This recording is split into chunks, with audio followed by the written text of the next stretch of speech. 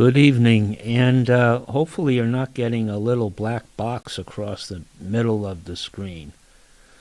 Hopefully that's just on the monitor. My name is Bill Morse, and I want to welcome you to another edition of What Do You Think? Today is Thursday, May 26, 2022, and this is Oliver.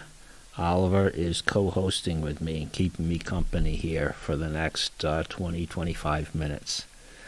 The original plan was not to do a program before Memorial Day weekend because I was not going to be in the area, but plans changed, and I'm glad to be able to be with you for a short period of time because a lot is going on, and some of it I do want to touch upon. Maybe you're aware of this or maybe you are not, but evidently the last couple of days there was a major election in Pakistan, and the better candidate, in many people's opinion, those who want a stronger democracy in Pakistan, the better candidate was eliminated in what many people see as a rigged election. Many people in not just Islamabad, the capital, but also in the rest of Pakistan. And because they felt so strongly that the election was rigged, they brought things to a standstill. There are images coming from Islamabad of squares filled with people, angry people, but peaceful people, and all streets, roads, highways going in and out of the capital are jammed packed with people who have stopped their vehicles. Well, if the person in front of you isn't moving, the person behind you isn't moving, you're not moving. And this was in protest against what many people feel was a rigged election for the next president. And in response to this pressure of stopping everything until there was a recount, the government has agreed to a new election with more people involved in the monitoring process. And I cheered inside myself, and the other person with me who actually brought this story to my attention was cheering because this is a win for democracy. And I find it ironic that the countries with the shortest history of a fair democratic representation of their government, or reflected in their government, often are the most vocal, the most ready to put everything down and activate themselves in a unified manner of protest and stopping everything until the situation is corrected and clean elections are offered. So I wish the people of Pakistan good luck, and I applaud their standing up for democracy, standing up for clean elections, to the point where they put their lives on hold. And again, I find it ironic that countries with the youngest democracies are often the most fervent supporters. And I'm sure more than 40% came out to vote, which unfortunately is the case here in our country. We have maybe 40% that bothered to vote. In Pakistan, evidently, the disillusionment with democracy has not ingrained itself in their society. So, what I wanted to talk about today was the last 4 years. It seems like 4 years. The last 4 days in Davos, Switzerland. On this program, you've heard me talk about The Great Reset, which is a paperback book that was written in early 2020 by Klaus Schwab. And in the Great Reset, Klaus Schwab, who is a banker, I should say a financier, he's an economist. He holds these meetings of very influential people, or people who he thinks will be influential. And they attend a group of seminars that span over 3 or 4 days. The seminars for this particular meeting, which is the first live meeting in 3 years, were very varied, were very different. They ranged from climate change, obviously, to the front and center is the war in the Ukraine, and other issues that are not as much medical issues, future pandemics, future needs for vaccinations, etc.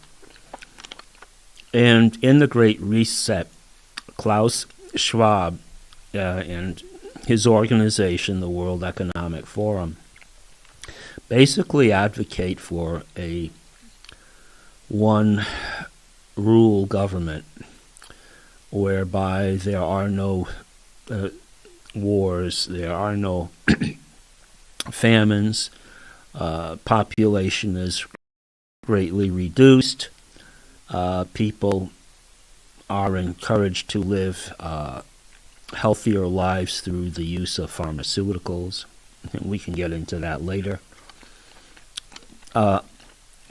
What I don't see in the Great Reset book, and what I don't see really in the seminars that I visited, and you can check these seminars out for yourself. Go to World Economic Forum, WEF, and you will see go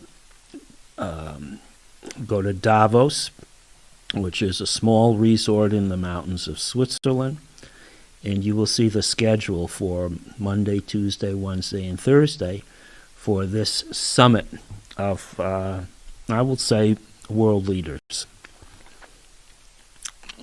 World leaders who fall within a certain narrative.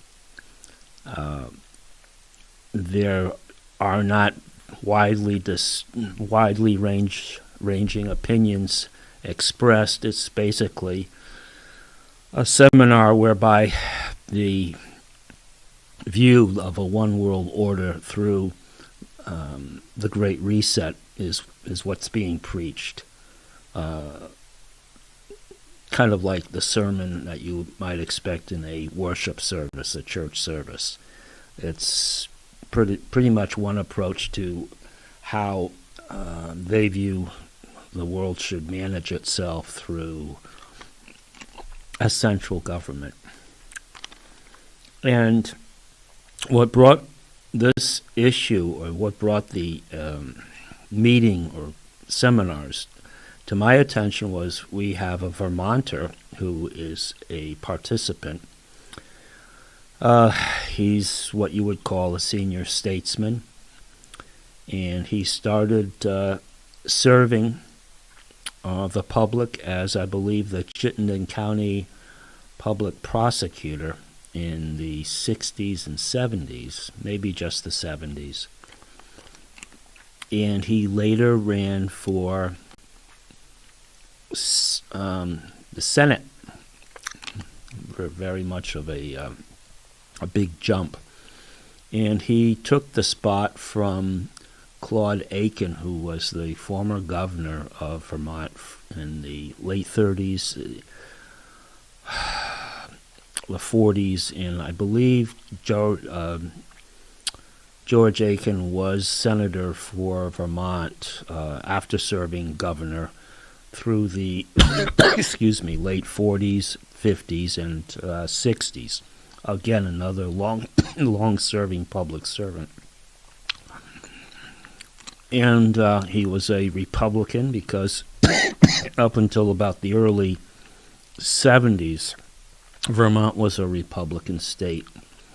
And then with the influx of people from Massachusetts, Connecticut, New York, etc., New Jersey, the political climate turned, and you had people coming from the outside who sought to remake the state more in the image of what they thought the state how the state should operate. So, also there was the 70s through Watergate and the war in Vietnam, other issues. There was a lot of acrimony towards the Republicans, and so this prosecutor from Chittenden had a relatively easy time running as a Democrat and winning the one of two seats as a Senate representative in Washington for Vermont. His name, of course, is Patrick Leahy, and he has been serving as one of two of Vermont's senators since 1978. He's, I believe, the longest-serving member of the Senate in the current group, and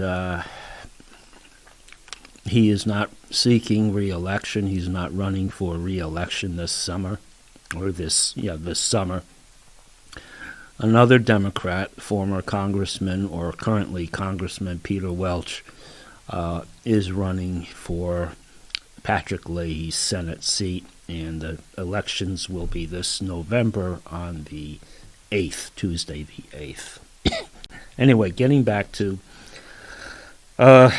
Senator Patrick Leahy's participation in the World Economic Forum at Davos on Monday. He was one of a group of American congressmen and senators that participated in a discussion called The View from Capitol Hill. And I've looked at seminars from past Davos summits, and I think this is the first time such a seminar has been put together. And I thought it unique because everybody on the panel, of course, was from the United States, and one in particular was from Vermont. So I wanted to listen and take notes, and I thought I would share these notes with you. All the members I can try to recite offhand. You'll recognize some of their names, perhaps. One was the Democratic senator from West Virginia, Joe Manchin. He was there. Joe stood out kind of because they're all seated on the dais, left to right, and the commentator or the moderator for the program, the discussion, the questions and answers, is seated on the far left side, and her name was Mrs. or Ms. Beddoe. I believe she's from somewhere in the UK, judging by her accent. And Joe was the only person not wearing black patent leather shoes. Anyway, funny little things that you notice when you have a row of people facing you on a dais or a elevated platform. Also, there was Bob Menendez, who is another long-serving, I want to say almost 40 years, I would say, from New Jersey, Bob Menendez. There was a Miss Fisher, a senator from Nebraska, who I hadn't seen before. There was also a congressman. No, let's finish with the senators. Senator Roger Wicker. I forget where Senator Wicker is from. There was who else? Well, anyway, I'll introduce them as they come up. And Patrick Leahy, being the most senior of the legislators present was given the opportunity to speak out first. And the discussion was $40 billion in aid that the Senate okayed for helping Ukraine. Now, that aid is both humanitarian and military. For people who don't know the situation, the reason there's a war in the Ukraine, first of all, Ukraine was part of the Union of Soviet Socialist Republic, or USSR, and then the USSR broke up. The Soviet Union broke up in 1989, and so Ukraine became an independent country, even though the borders were not officially registered, which sounds kind of odd. But it was a country, and it was a country before being annexed by through the 1917 October Revolution. I believe Ukraine became part of the Soviet Union in the 20s. And so it always had it had before a certain autonomy. There is a Ukrainian language, definitely a culture, and but also there is you have Russia, and then west of Russia is the Ukraine. Excuse me. And part of the Ukraine has a Russian enclave called the Donbass, and these are ethnically Russian people that are on the other side of the border of Russia and Ukraine. And there has been a history of the last, I'd say, since the current administration, which is Volodymyr Zelensky, 2014, there's been kind of hostilities, or I'm not going to say a war, but there's been fighting in the Donbass. I guess you could call it a war. So, excuse me.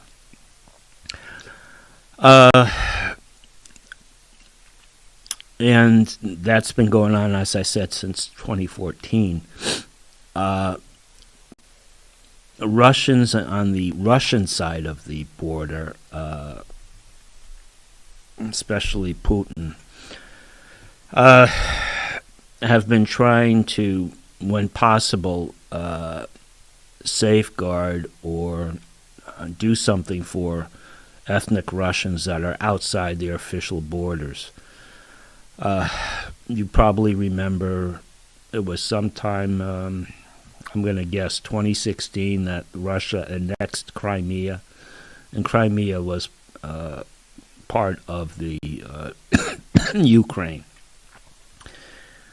And according to the news stories I hear, the people were glad to have to be part of Russia as opposed to part of the Ukraine, because they speak the Russian language, and it's more Russian culture than Ukrainian. The same in the Donbass. These are ethnic Russians and Russian culture, and they had been under attack because of a separatist movement that wanted autonomy for the Donbass. So, using that and other reasons that we'll discuss later, Vladimir Putin directed his army to invade, and also his Air Force to invade land space and airspace in Ukraine. And the first area they secured was Donbass as kind of a relief effort in stopping the the fighting there and the persecution of the Russians. We have also found out that there was a threat of biological warfare. Again, this is the Russian version.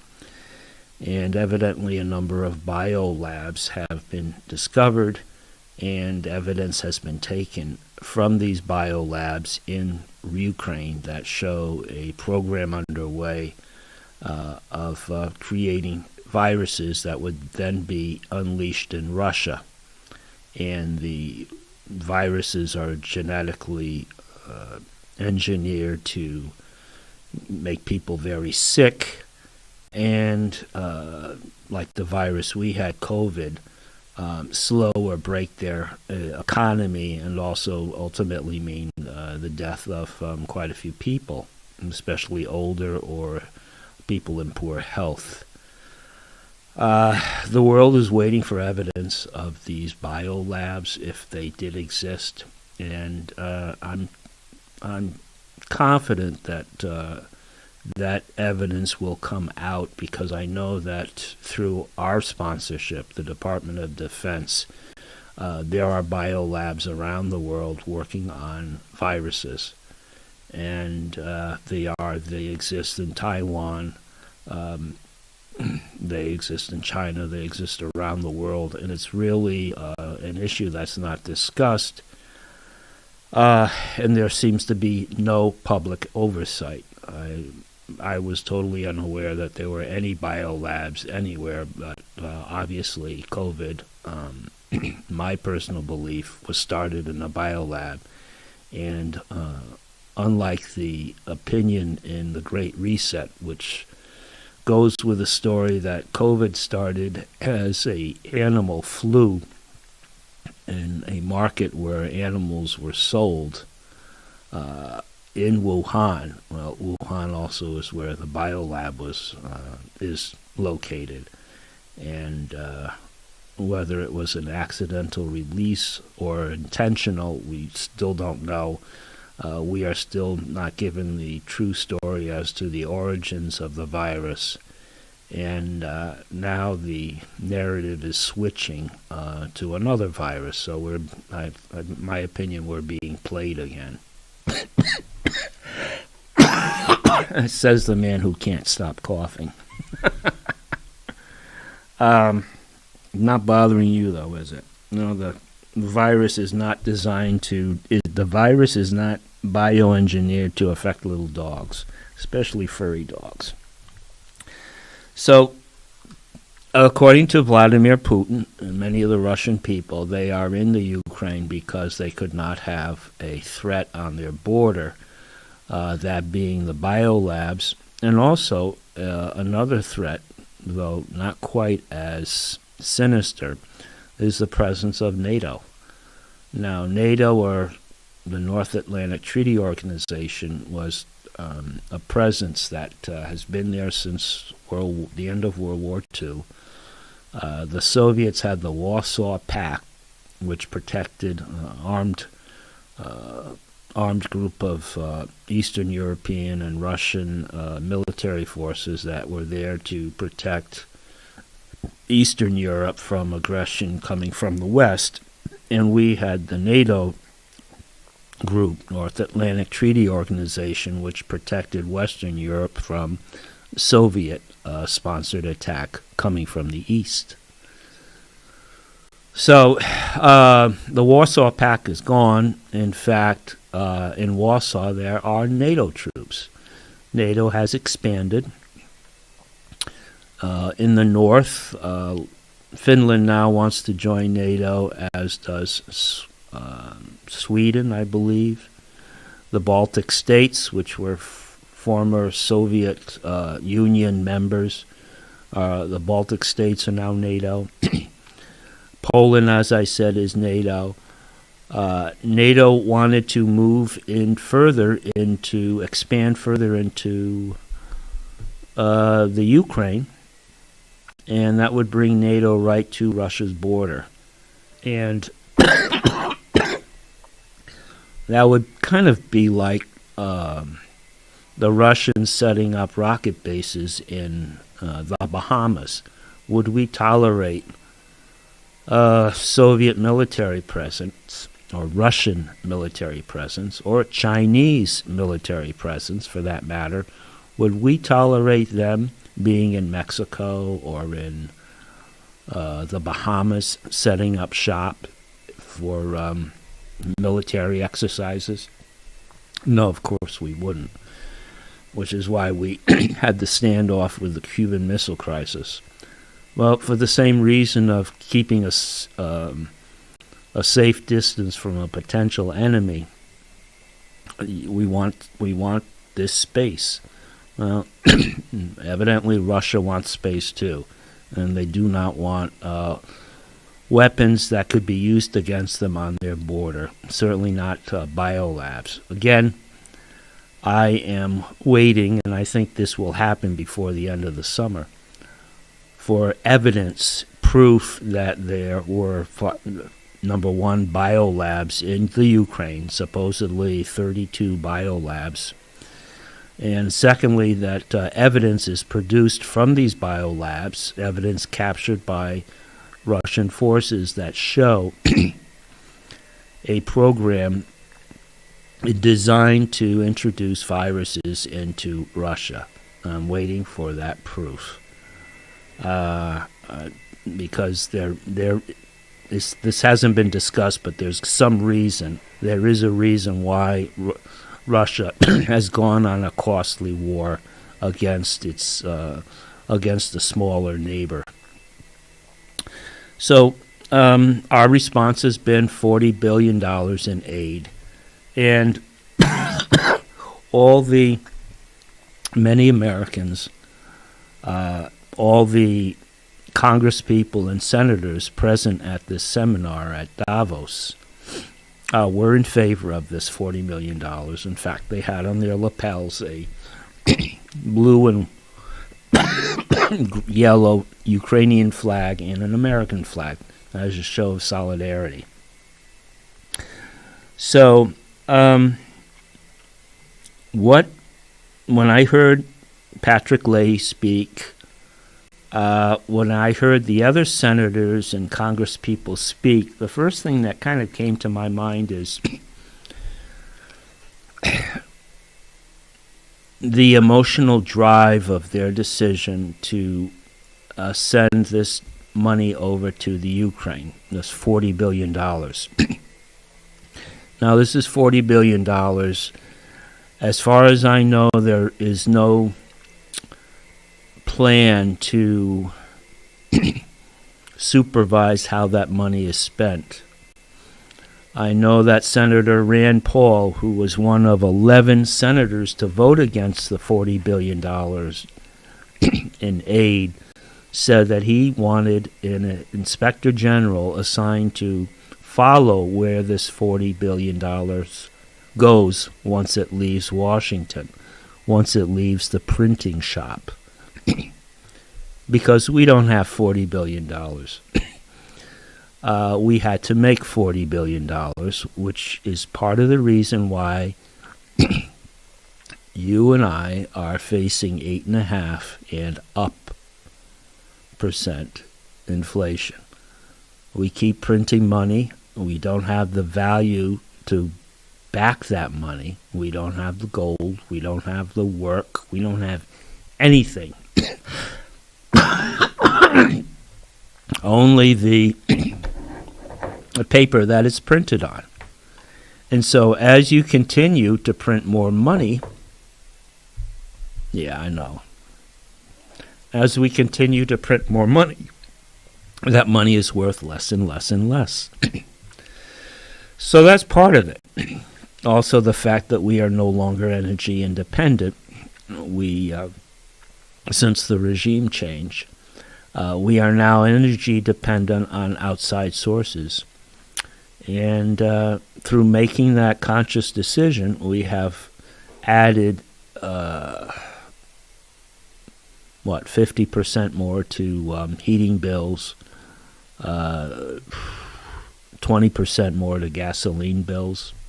So actually more than that, because since the regime change, Gas has gone from 267 to 467, actually up over 5 in some places. And I'm not talking about diesel, what truckers use or other commercial enterprises, and it's much more. So, and everything is moved either by truck or rail, so the cost is going to be more. And so it's the printing of the money is increasing our debt, and that was another issue that was brought up. But a motion carried the day with most of the speakers at this, with all the speakers at this forum, and Patrick Leahy was one of them. And I found myself, after listening to Senator Leahy talk a couple of times, as well as the others, I started wondering what their news sources were. Where are they getting their information from? Is their information solely from CNN? Because they were referring to war crimes, and war crimes being people shot in cold blood, civilians, civilian apartment blocks being targeted, rocket blasted, and war crimes committed by Putin's military forces. And I thought, well, what are you watching? Who is responsible for what you see? And mainstream media, and I include that public radio, National Public Radio, the Public Broadcast System, PBS, Fox, and even some of the online news channels that are better known, were using falsified or misleading video and audio coverage. I mentioned this once before.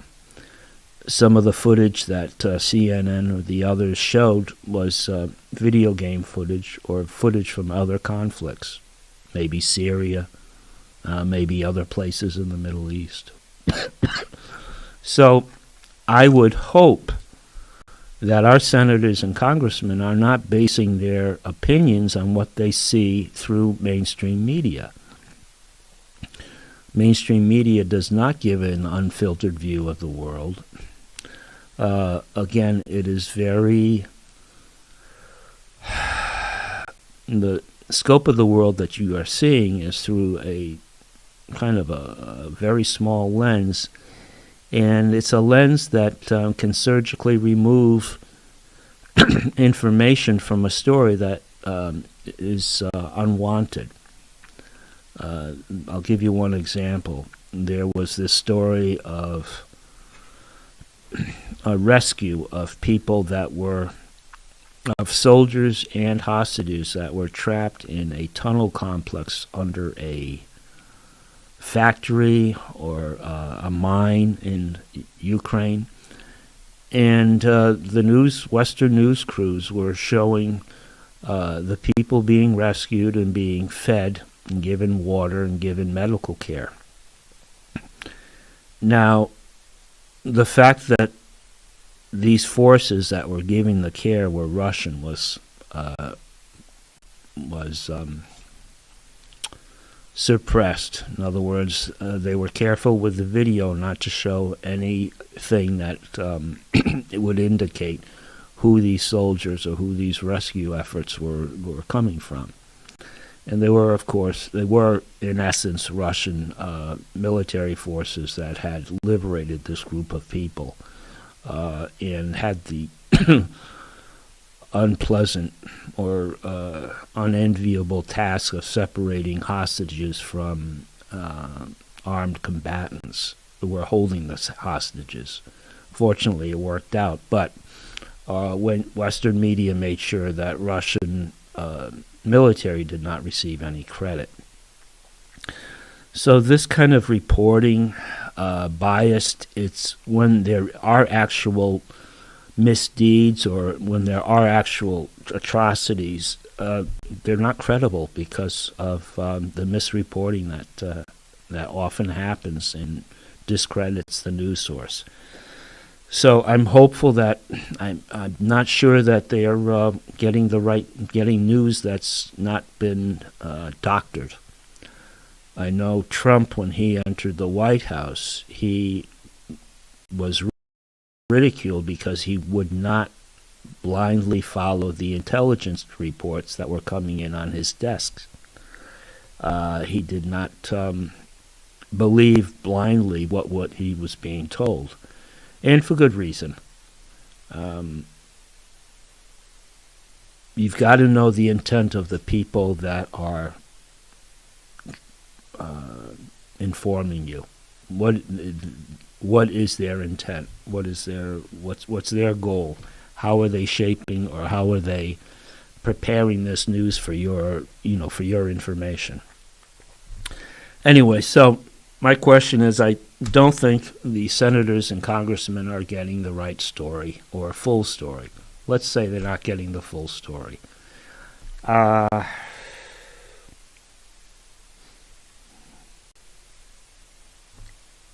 Also, a couple of the senators brought up the fact that we are going to be facing, or the world could potentially face, a food shortage because grain from the Ukraine is not being allowed to leave the port of Odessa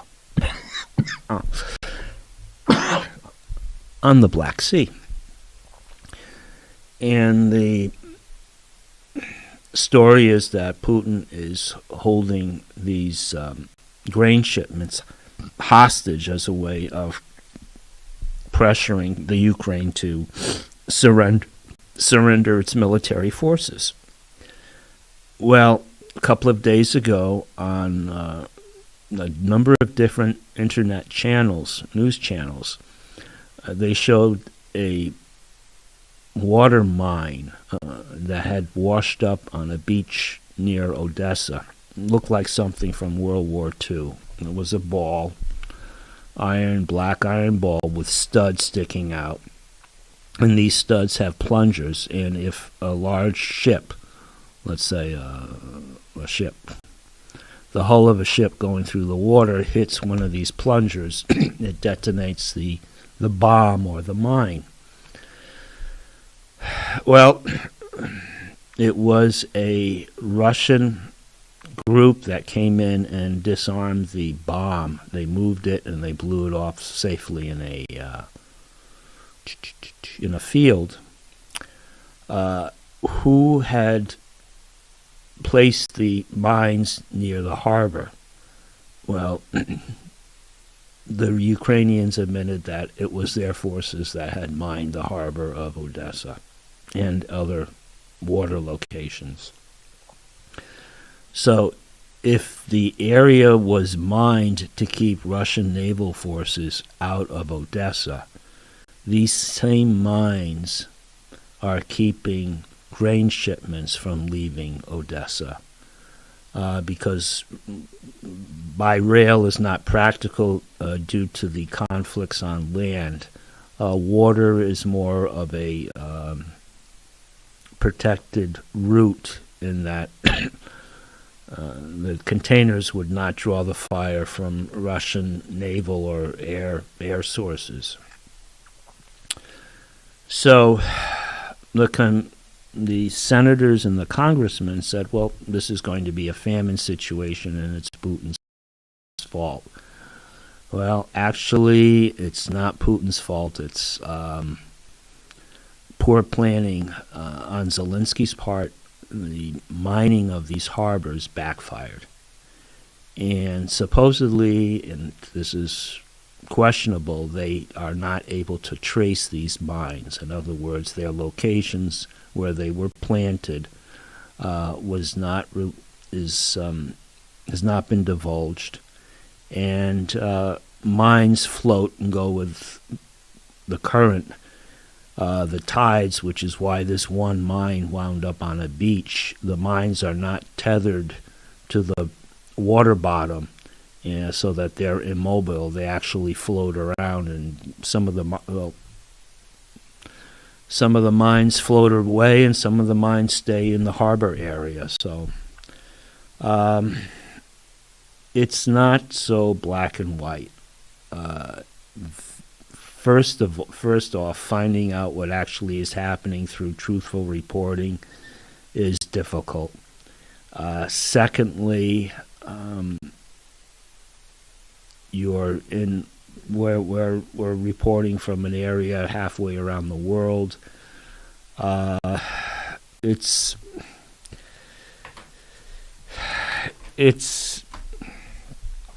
going to have to be a wait and see moment. And I don't think, personally, sending more weapons over there is going to bring the conflict to a quicker end. I would rather see the suffering end. Putin is actually already withdrawing his forces.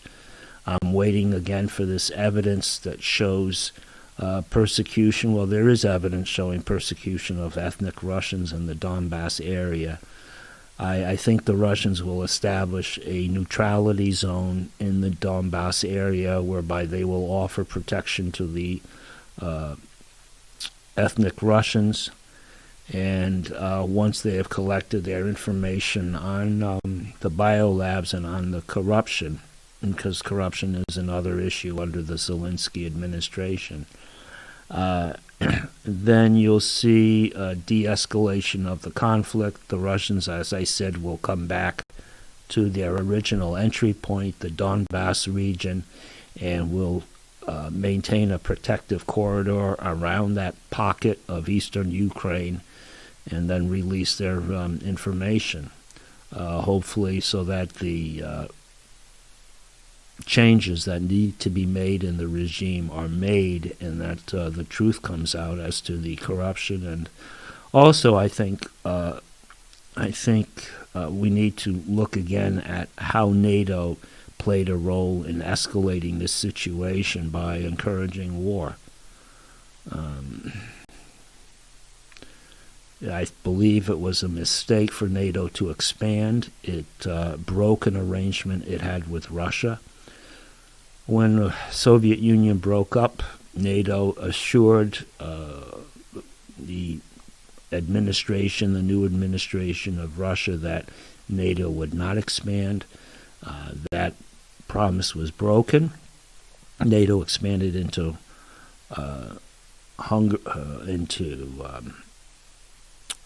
the Czech Republic, into East Germany, into Poland, into the Baltic states, so that Russia felt threatened by having this potential weaponized adversary not far from their borders, within striking range with medium-range missiles. So, rockets. So, we'll see. Just looking at my notes, and I want to draw this to a close because I've been talking too long. I think what we'll do is the second part of the discussion between the U.S. senators and Ms. Beto, who was leading this discussion for the World Economic Forum. The second part was climate change, how the U.S. has been addressing climate change, and I think we'll save that for next week. In the meantime, I'm going to draw this to a close. I hope you found this interesting. It's just my perspective from the news sources that I've consulted, and also my own ponderings, my own considerations. And I want the conflict to end. I also want the truth to come out as to the motivations behind Putin's invasion. I want the truth to come out about an evidence as to his accusations against the Ukrainian government and its NATO supporters. There's a lot that has to be addressed. You've got two bullies here. Putin is a bully, but NATO is also a bully. And so I think between bullies you need a neutral zone, and Ukraine needs to be that neutral zone. Otherwise you're going to have a fight, and I don't want us, the United States, getting involved in a fight, two bullies that really would ill-serve us to get involved with. I think once the American people are given unfiltered news, and their leaders in Washington are given unfiltered news and are held accountable to respond to this unfiltered news and act according to our laws and Constitution, then perhaps we will have a more well thought out foreign policy and not be acting out of pure emotion by looking at potentially doctored pictures of war crimes. And this way avoid armed conflicts that not only have a large carbon footprint, I'll leave that as an allusion to the climate change, but also cost many lives and ruin many lives. I want to remind everybody that we spent 20 years in Afghanistan, not too long after 9/11, and we attempted to take Afghanistan out of the hands of the Taliban.